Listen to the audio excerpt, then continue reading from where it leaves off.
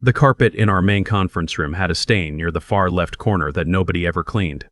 A coffee spill from sometime in 2009, maybe earlier. I noticed it every single Monday morning for 19 years, walking in for our weekly pipeline review, and I always meant to say something to facilities. Never did. Funny the things you remember when everything falls apart. I was 51 years old, and I had spent nearly 2 decades building the commercial real estate division of Hargrove and Bellamy Partners from a 3-person team operating out of a converted storage room into a 12-person unit responsible for 60% of the firm's annual revenue. We weren't flashy. We didn't run ads or sponsor charity galas or put our faces on bus benches. What we did was know people, and the one thing I knew better than anyone in that building, better than the managing partners, better than the associates with their Harvard MBAs and their Bloomberg terminals, was how to make a difficult client trust you enough to close. My name is Frank Calloway, and I'm going to tell you exactly what happened the week I got fired and what happened the morning after. The agricultural land deal had been in motion for 14 months before anyone upstairs even knew the name Deacon Sullivan. I'd met Deacon at a Chamber of Commerce dinner in Amarillo back when the firm sent me out there to scout commercial corridor opportunities. He was a third-generation rancher in his late 60s, built like someone had carved him out of cedar, with hands that looked like they'd been in the earth since he was 12. He didn't talk much. When he did, he meant it. Over the next 2 years, long before this deal ever materialized, I'd made it a point to stay in Deacon's orbit. Not chasing him, just staying present. I'd call when I was passing through the Panhandle. I'd sent him the occasional article about land valuation trends that I thought he'd find interesting. Once, when his daughter competed in a barrel racing event in Fort Worth, I drove 40 minutes out of my way to stop in and watch for an hour. I didn't make it about business. I made it about being someone worth knowing. That's not something you can put in a CRM system. You can't track it in Salesforce. You can't assign it a pipeline stage or calculate its probability to close percentage. It lives in something closer to trust, and trust, as I've learned, is either built over years or destroyed in seconds. By the time Deacon decided he was ready to explore liquidating the eastern portion of his family holdings, roughly 40,000 acres of prime agricultural land with water rights that made it extraordinarily valuable, there was only one person he wanted to talk to about it. And it wasn't a firm, it was me. The number on the table was $120 million. I had brought the deal to Hargrove and Bellamy quietly, the way Deacon preferred things. No press releases. No teaser packages distributed to 17 competing buyers. One buyer, one seller, one handshake framework. There was a regional development consortium out of Dallas called Meridian Land Group that Deacon had agreed to sit down with. And only because I had told him personally that their lead principal, a man named Arthur Gaines, ran his business the way Deacon ran his ranch, with a word that meant something. That deal was 4 weeks from closing when Owen Hargrove III walked back into the office. I say walked back because Owen had technically been with the firm his entire career, his father's firm, to be precise, the Hargrove and Bellamy. But for the previous 3 years, he'd been in San Francisco doing something vaguely described internally as strategic advisory for a tech-adjacent real estate fund. He was 34 years old. He had good hair and an expensive watch and the particular confidence of someone who has never once had to wonder whether the lights would stay on. He came back with the title of Chief Operating Officer, effective the first Monday of October. Nobody on my team was consulted. We found out through an internal memo distributed at 4:37 on a Friday afternoon. I didn't worry about it at first. I'd survived 4 different managing partner transitions, 2 recessions, and the period in 2016 when the firm had nearly been swallowed by a private equity roll-up. Owen was someone's son. Firm had those before. You learn to work around them. My first real interaction with him happened in my office 3 days after his return. He came in without knocking, looked around at my desk the way a person looks at a garage sale, and sat down across from me without being invited. "Frank," he said, like we'd known each other since college. "Walk me through the Deacon Sullivan situation." I did. 14 months of context compressed into about 10 minutes. The relationship, the land, the water rights, the buyer, the timeline, the particular sensitivities involved. Deacon's strong preference for discretion. His equally strong preference for dealing with people, not institutions. Owen listened. Or he appeared to listen. Then he said, "Where is all of this documented in the system?" I told him it wasn't. Not entirely. The legal framework was filed properly. The confidentiality agreements were all in order, but the relational layer, Deacon's personal cell number, his daughter's name, the name of the farrier he'd been using for 30 years, who happened to be on the board of the local co-op that had easement rights on part of the parcel. None of that was in the system, because that's not where it lived. It lived with me. Owen looked at me the way people look at an old appliance they're deciding whether to repair or throw away. "We need full operational transparency on every active deal," he said. "All contact information, all communication history, all relationship context into the platform by end of next week. That's not optional." I told him I understood his goal and I'd work with him on it. But I also explained carefully that Deacon Sullivan had been explicit. He didn't want his personal contact information circulating inside any organization. He'd had a bad experience with a bank in Lubbock years back where his cell number got passed around to a dozen loan officers he'd never agreed to hear from. He'd walked away from a 7-figure financing arrangement over it. This wasn't sentiment. This was a documented preference that affected the deal. Owen smiled the way people smile when they've stopped listening. "We'll make sure it's access controlled," he said. "I'm sure Mr. Sullivan will appreciate that we run a modern operation." He left before I could respond. I spent the next 10 days managing both the deal and a creeping unease I couldn't fully name. Owen had begun sitting in on calls he hadn't been invited to. He'd had our junior associate, a sharp kid named Prescott, who I'd personally mentored for 3 years, reassigned to help him build out a new operational dashboard. He'd sent Deacon's attorney a process questionnaire through the firm's client portal without telling me, asking for updated contact information for compliance purposes. Deacon's attorney called me immediately. "Frank," he said, and I could hear it in his voice. "What's going on over there?" I told him nothing was going on. I apologized. I handled it. But I knew what was happening. Owen was mapping the territory before he decided whether he needed the guide. The call came on a Tuesday, 10:43 in the morning. My direct line. "Frank, this is Owen. Can you come up to the corner office?" I took the stairs. I've always taken the stairs. He was standing when I came in, which I've since learned is a power move some management consultants actually teach. Behind him, through the floor-to-ceiling glass, the downtown skyline sat gray and patient under November clouds. His assistant, not mine, was seated in the corner with a notepad. Owen didn't offer me a seat. "We're making some structural changes to the commercial division," he said. "We're moving to a team-based coverage model, which means no more individual relationship ownership. All client relationships belong to the firm, not to specific advisors." I looked at him. I said, "Owen, we're 3 weeks from closing a $120 million transaction. The transition will be managed carefully," he said. "We're going to have Prescott take point on the Sullivan file going forward. He'll get up to speed." I waited a moment before I spoke again. Prescott has been in commercial real estate for 2.5 years. Deacon Sullivan has been doing business on a handshake for 45. Those two things are not going to work together. Owen straightened slightly. "Are you telling me you're indispensable, Frank?"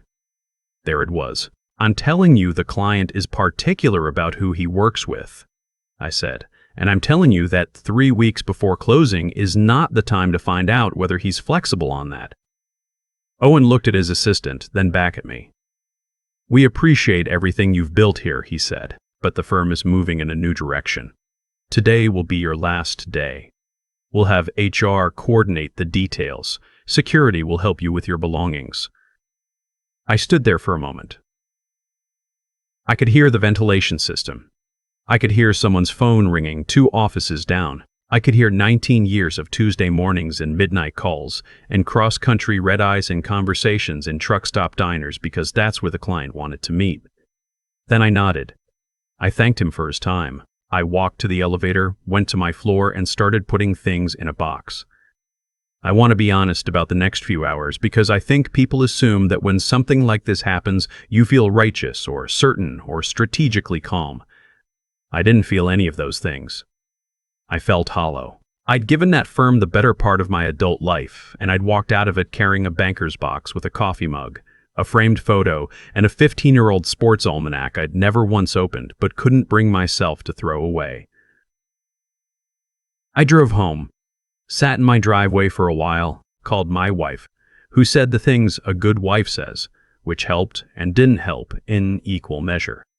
Then around 4 o'clock I drove to the gym because I didn't know what else to do with my body. And my phone rang. It was a number I recognized without it being saved anymore, because I'd had it memorized for years. Frank. Deacon Sullivan's voice had the same quality it always did, flat and unhurried, like bedrock. "I just got a call from someone at your firm. Young fella. Said he was the new relationship manager on my account." I sat in the gym parking lot and said, "I know, Deacon. I'm sorry. I should have called you first." "What happened?" "I was let go today." There was a pause. Not long. Deacon didn't waste time on long pauses. "You still have your license?" "Yes." "And you're still the same man I shook hands with in Amarillo 4 years ago?" I said I was. "Then I don't have an account at that firm anymore," he said, "and neither does this deal." I need to be clear about something. I did not orchestrate what happened next. I want to be very clear about that because it matters to me. I did not call Arthur Gaines. I did not reach out to Deacon's attorney. I did not do anything that morning except sit in a parking lot and feel the specific grief of a thing you built being taken from you. Deacon made his own decisions. He always had. That was the whole point. What I learned later, from Arthur Gaines, who told me over dinner in Dallas about 6 weeks after everything concluded, was that Deacon had called him directly that same Tuesday afternoon. He'd explained, in the plain way he explained most things, that the person he'd agreed to do business with was no longer at the firm, that the firm had made choices that told him something about how they operated, and that he wasn't comfortable proceeding under those conditions. Arthur had asked him if there was any version of the deal that still worked. Deacon had said yes. The same deal, with Frank Calloway as the representing advisor, through whatever structure made that possible. Arthur had said he'd need a few days. I didn't know any of this was happening. I was home updating my resume. By Thursday morning, 3 days after my termination, I was already in conversations with 2 other firms. One was a smaller boutique operation downtown that I'd referred business to over the years. The other was a regional shop that had been trying to recruit me off and on for the better part of a decade. Neither conversation was urgent. Both were professional. I wasn't panicking. I was just moving. At 11:15 Thursday, Arthur Gaines called me. He explained what Deacon had told him. He explained what he'd been working on for the past 48 hours. Meridian Land Group was prepared to proceed. Same terms, same timeline, adjusted to account for the transition, provided I could establish a proper representation structure. He'd already spoken with an attorney about the mechanics. There was a path. It wasn't simple, but it wasn't complicated either. I called Deacon back that afternoon. We talked for 22 minutes, which was the longest phone conversation I could remember us ever having. The end of it, he said, "You did right by me for a long time, Frank. I'd like to keep doing business with people who do right." I told him I'd get everything sorted by end of week. What happened at Hargrove and Bellamy after that, I mostly learned secondhand. Prescott called me the following week, not to discuss business, just to check in, which told me the mood inside had shifted. He said Owen had spent Wednesday in back-to-back meetings with the managing partners, said there had been voices raised behind closed doors, which was unusual for a firm that prided itself on a certain decorum. The Sullivan deal had been the centerpiece of the firm's Q4 pipeline. Losing it didn't just affect one quarter, it affected the year-end numbers that determined partner distributions. Several partners who had said nothing when I was let go found their voices fairly quickly when they understood the full arithmetic. I heard Owen was reassigned. Not fired, his father was still a name on the door, but moved out of the COO role and into something with a longer title and less actual authority. I don't take pleasure in that. I want to say I don't take pleasure in it and mean it, even if I'm not 100% sure I fully succeed. What I do take pleasure in is this. I spent the next 3 weeks working out of the boutique firm downtown, which brought me on as a senior partner with an arrangement I'd have never negotiated from inside a large institutional structure. The Sullivan deal closed in January for $117 million, slightly adjusted from the original figure due to one parcel that was reclassified during the final title review, which happens. Deacon was satisfied. Arthur was satisfied. I was more than satisfied, and on the day we closed, Deacon drove up from Amarillo himself. We had lunch at a diner near the title company's office. He had the chicken fried steak. I had the same. We didn't make speeches. We didn't take pictures. He signed the documents, shook my hand the way he always shook hands, firm and brief, like the matter was settled and there was no need to dwell on it, and drove home the same afternoon. That handshake was worth more to me than any commission I've ever earned, and I've thought about it many times since, whenever I'm tempted to believe that relationships can be systematized, that trust can be uploaded, that the things that actually make business work can be transferred from one person to another through a platform and a password. They can't. I know that sounds like something a 51-year-old man tells himself to feel better about the way the world used to work. Maybe it is. But the $117 million was real, and the handshake was real. And I'm still here. There's a question I get sometimes when I tell this story. People want to know what I would have done differently, whether I should have been smarter about documenting things, protecting myself, making sure the firm couldn't operate without me, while also making sure everything I knew was institutionalized enough that they couldn't accuse me of holding anything hostage. And I understand the question, but I think it's the wrong one. The right question is what Owen should have understood before he walked into that office. And the answer is simpler than any dashboard or platform or organizational framework can teach you. The answer is that relationships are not assets of a firm. They are agreements between people. The firm is just the address where the agreement happens to get mailed. When you forget that, when you start believing that the infrastructure is the business, you end up exactly where Owen ended up, with a $120 million deal, a fully operational CRM system, access controlled and beautifully organized, and nobody on the other end of the line who wants to talk to you.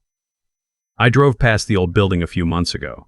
The firm's name was still on the glass in the lobby. The carpet in the conference room, for all I know, still has that coffee stain from 2009. Some things you should clean up before they become permanent. Other things you realize too late. You should never have touched at all. I've thought a lot about what actually happened that week. Not the mechanics of it, the termination, the phone calls, the closing documents. I mean, what was really happening underneath all of it? And the more I sit with it, the more I think the whole thing came down to one simple mistake that Owen made. A mistake I've seen smart people make over and over throughout my career. He confused the map for the territory, the platform, the dashboard, the access control database. Those were the map. Deacon Sullivan was the territory, and no matter how good your map is, it cannot shake a man's hand. They cannot remember that his daughter rode barrels competitively, or that a bad experience with a bank in Lubbock made him permanently allergic to feeling like a number in someone's system. A map tells you where things are. It cannot tell you why they matter. Owen walked into that firm believing that what I had could be extracted, uploaded, and redistributed. That the 19 years I'd spent earning people's trust were essentially a data problem, one that good software could solve. And I don't say that to be cruel to him, because I understand the logic. It's clean. It's scalable. It makes sense on a whiteboard. What it doesn't account for is the fundamental truth that trust is not a transferable file. It's a track record. It's the accumulation of every time you showed up when you didn't have to, every time you told a client something they didn't want to hear because it was the right thing to do, every time you drove 40 minutes out of your way, not because it was in your job description, but because it was the kind of person you decided to be. That's not a column in a spreadsheet. That's character. And character, unlike contact information, cannot be reassigned. I think about Deacon a lot too. The thing that struck me most, looking back, wasn't that he pulled the deal. It was how quickly and quietly he did it. No drama, no threats, no ultimatum. He simply looked at the situation, understood what it told him about the people he was dealing with, and made a decision consistent with who he'd always been. That kind of clarity is its own form of intelligence. He'd spent 45 years building a business on the premise that the person across the table mattered more than the institution behind them. One Tuesday afternoon confirmed that his premise was still correct. He acted accordingly. What I want people to take from this, if there's anything worth taking, is that the things you build slowly and quietly are almost always more durable than the things built fast and loud. The relationship I had with Deacon wasn't a strategy. It wasn't a retention play or a key account initiative. It was just years of being a straight dealer with a man who valued straight dealers. That's it.